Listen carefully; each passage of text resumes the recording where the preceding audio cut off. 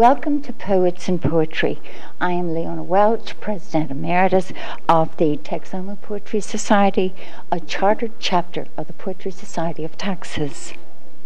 The purpose of this program is to promote and encourage the creative writing of poetry and to kindle a fine appreciation of this language art with introductions to award-winning poets and their poetry. I have as my guest Dr. Charlotte Renk of Athens, Texas. She is a poet and teacher, but most of all, as an advocate for women, children, and deep spiritual understanding, she is a woman with a mission. Welcome, Dr. Renk. Thank you. I know you teach at Trinity Valley Community College in Austin. How long have you been teaching, and how long have you been at Trinity? Well, I've been teaching a long time. I taught at LSU about 5 years before I went to Trinity Valley, and I've been there for more than 20 years now, I guess 21 years. You don't look that old. Thank you very much. What subjects do you teach? Well, I teach English, humanities, the introduction to music, art, philosophy, literature, and I teach every spring. I teach a creative writing course. Oh, I'll be there. I can use the help. How long have you been writing poetry? I've been writing poetry seriously for about 20 years now, and it came on the heels of a marital breakup and a lot of pain, and it became a kind of survival mechanism for me. I really thought my ex-husband was the creative one, and I was the hard-working teacher. I didn't know I could write, but I'd been tampering with it really since I was a child, but I just considered myself a hobbyist. Everyone knows I am a firm believer in the healing power of poetry. I know. That's probably connected to my mission. What inspires you to write poetry, and why do you write poetry? I've thought about that question, and I think, what doesn't inspire me to write poetry? I write poetry about everything. There's so many ideas. I don't even have time or energy to write all of them. Beautiful things, wonderful things, dreadful things. When I see, as you've already mentioned, when I see abuse of children or women or anyone, the downtrodden, the poor, my heart breaks. It's an emotional thing for us. How would you describe your style of poetry?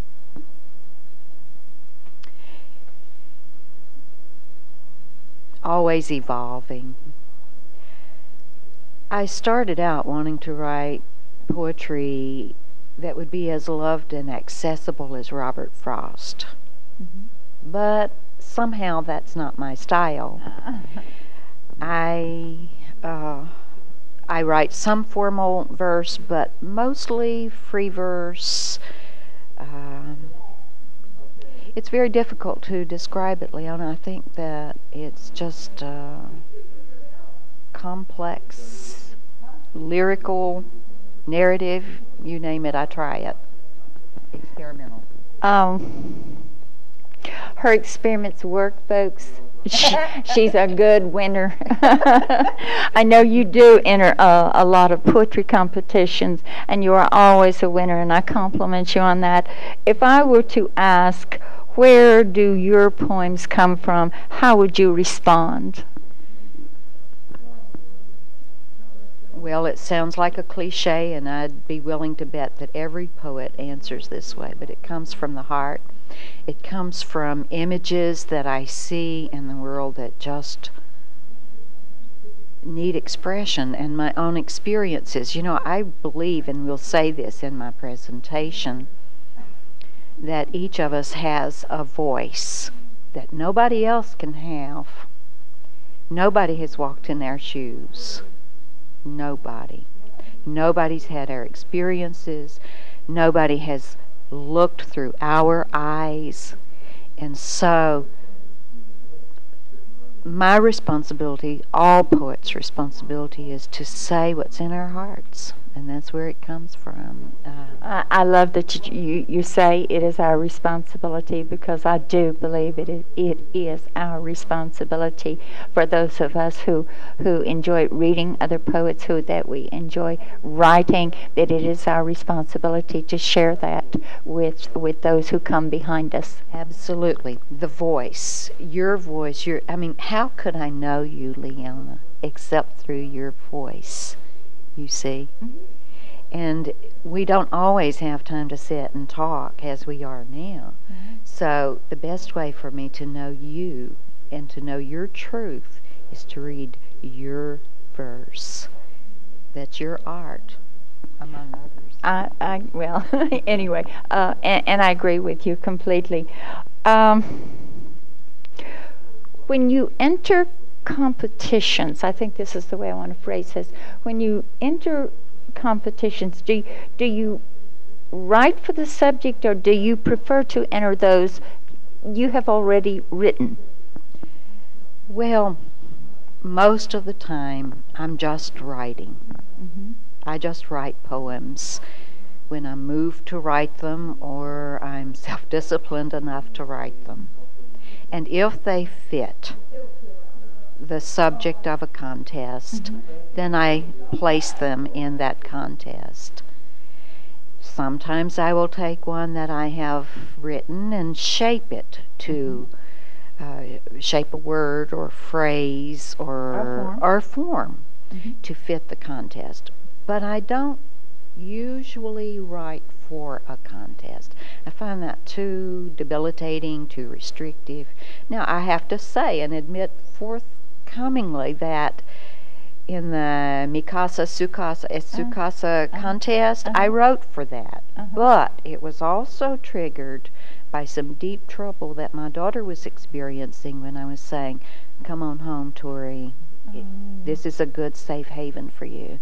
And that was the subject, that it was part of my heart, but it also fit the subject that was being called for in the competition. I understand. I want to mention that Dr. Renk's work has been published in numerous publications, including Southwest American Literature, Concho River Review, Arts and Letters, Sauzier, Maverick, Byline, Chile Verde Review, and several editions of New Texas and Books of the Year by the Poetry Society of Texas, plus a new poem just accepted by Calliope. Congratulations! Thank you. That's a real coup. That was a national competition with over 1,500 submissions. Awesome. It's really a spur for me to keep pushing my work out there. Oh, and it really helps the ego, doesn't it? Well, I'm sorry to say there is that too, and I've thought about that a lot, We have to take pride. I've really thought about that a lot. I've asked myself over and over why I enter contests, why I sent my work even to Calliope. And I've concluded, after a lot of soul searching on this, because I don't want to be all about ego. I really don't. I think it's the idea of connecting with someone. Someone saying, "Yeah, that's right. That really strikes home with me. I believe that." And that's what I really want to do. But I think when our work is accepted, it's kind of like a pat on the back. Oh, no doubt, no doubt. You had to have felt wonderful this past year when your poem won that very top award. And it has to be one of the greatest joys. It is a joy. It is a joy. It's a validation for what we're doing, because we do a very lonely art when we sit in the privacy of our homes and our studies.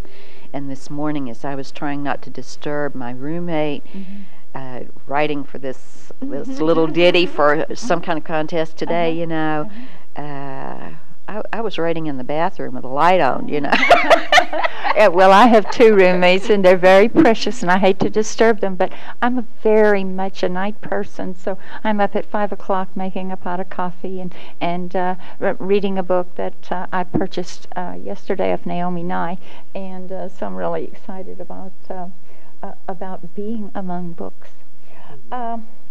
Okay, moving right along. Do you have a favorite poet that has been an inspiration in your writing? You mentioned Robert Frost. Is there someone else? Yes, probably the style that is so hauntingly beautiful is the dramatic monologues of T.S. Eliot. I've heard.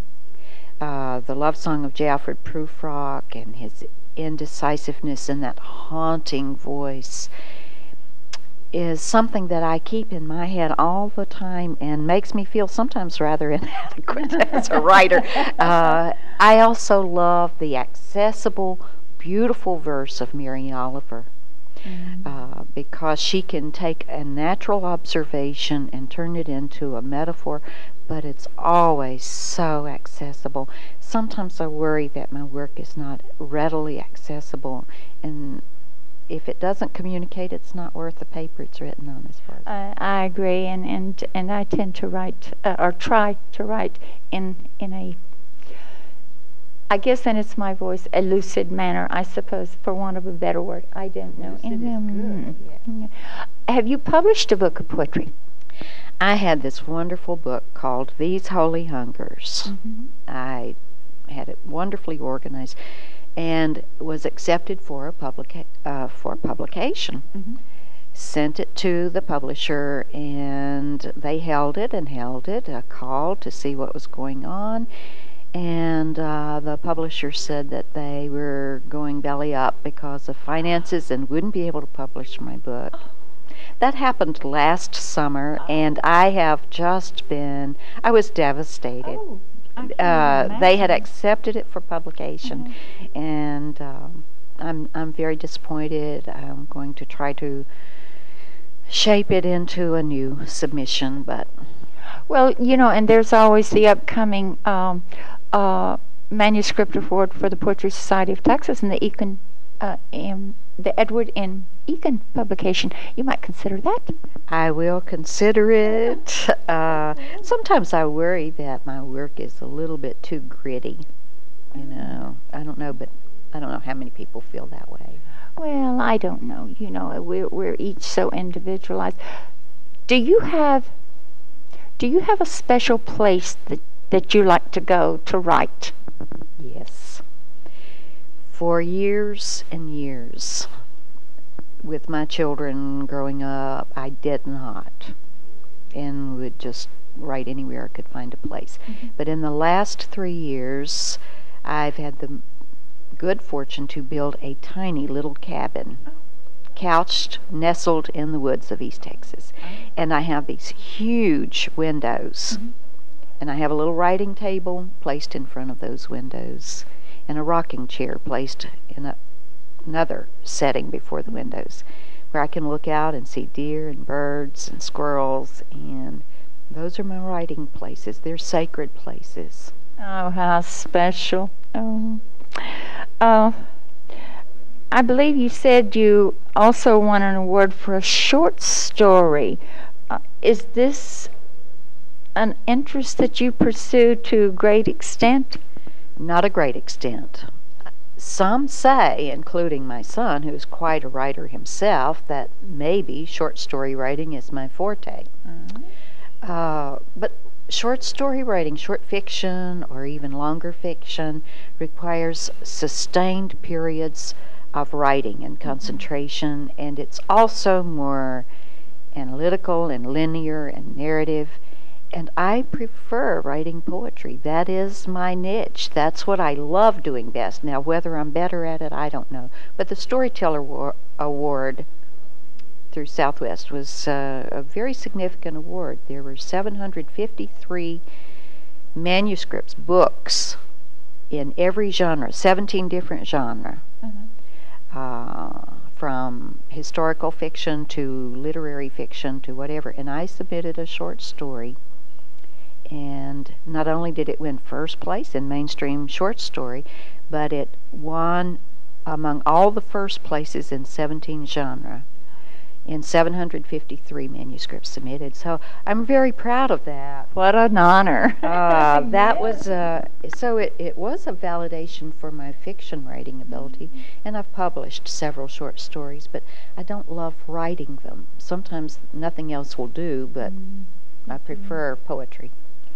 Let's talk just a moment about your teaching. How do you encourage your students to write?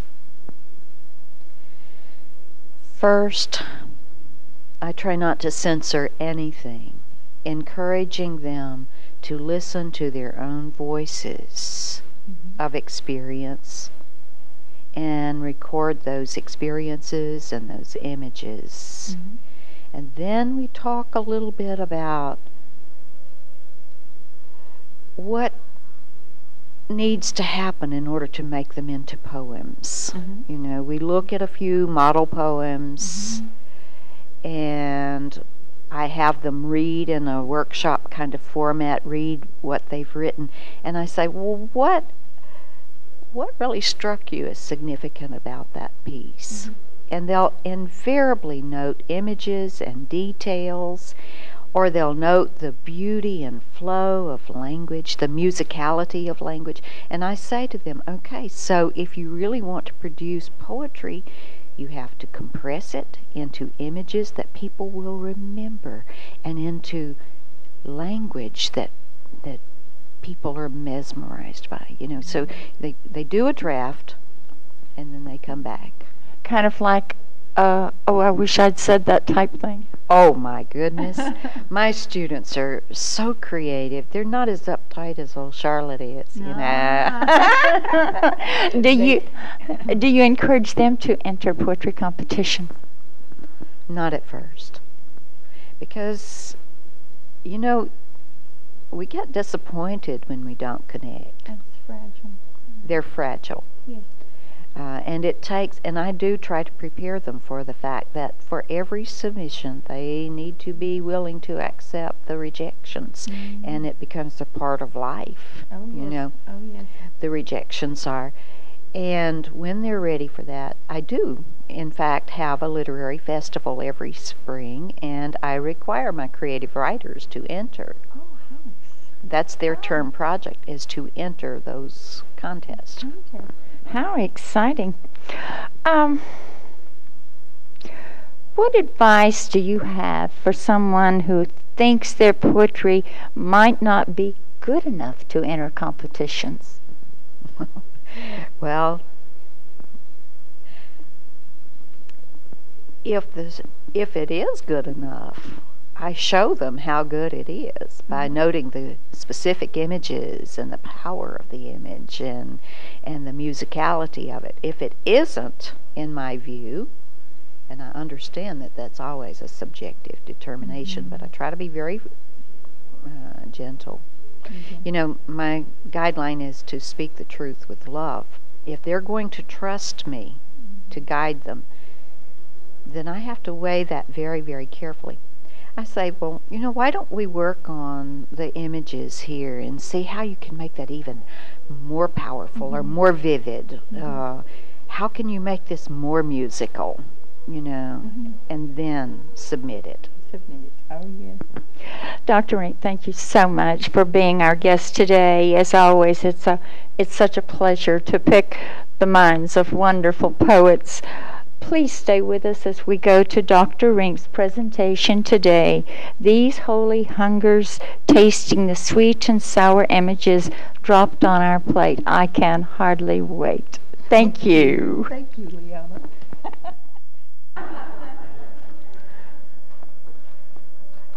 I so appreciate the comments that Anne made.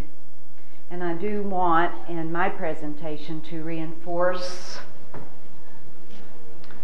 many of the points that she made, especially the point of voice. I'd like to begin with some philosophical underpinnings for what I have to share with you. I'm starting with the Mundaka Upanishad. And since this is Sunday, I thought I would take that meditational approach. Like two golden birds perched on the self-same tree, intimate friends, the ego and the self dwell in the same body. The former eats the sweet and sour fruits of the tree of life, while the latter looks on in detachment. Now, I brought copies, 30 copies of my material, with no idea that there would be twice that number in a session. I'm so honored to have so many of you stay around after 3 days of poetry to hear. There are two important bits of advice for writers contained within this Upanishad, the Hindu holy books. And I will repeat it because it's so incredibly beautiful and has in fact become almost an idea cliche in my household with my children. Leona's making sure that the camera can hear me. So I will repeat this Upanishad because it's so beautiful. And you were not here when I said ditto and I started to leave the podium, because many of the things I wish to share, you have shared with us already, and I thank you for that. You've primed the pump, so to speak. Like two golden birds perched on the self-same tree, intimate friends, the ego and the self dwell in the same body. The former eats the sweet and sour fruits of the tree of life, while the latter looks on in detachment. As a writer, I labor so often in the privacy of my study, in doubt about my wishes, my purposes, my effectiveness. How many of you feel that sense of doubt in the privacy of your studies at times? Raise your hands. I really want you to let me know if you're with me on this point, this sense of doubt. So I asked myself, after having been blocked on this presentation, all I had was the title, and I said, what can I share with people who have accomplished so much? What would I want as a writer at this point in my life? And I realized that in the privacy of my study as I write, I wanted to connect with confidence. The reason people enter contests, I think, is somewhat a part of this notion of ego, but more importantly, it is a validation that we have connected. And I hear echoing as I see many of you out there, this sense of doubt sometimes. Are we connecting? Are we validated? So as these two golden birds, we are within ourselves these two golden birds perched on the self-same tree, intimate friends. The ego, and yes, there is that, the ego. That is a driving force. That is the force that wishes, that desires. And the self, that higher mind self, dwell in the same body. The former eats the sweet and sour fruits of the tree of life, and I'm going to talk about these sweet and sour fruits of the tree of life, and a slight departure from something that Anne said. While the latter looks on in detachment. From another Upanishad, I have, you are what your deep driving desire is. And Anne talked about the incredible force of desire within us. And if our desire is in accord with a universal desire, then we can realize or manifest that destiny. It says it goes in a 4-stage development, this Upanishad. It says, you are what your deep driving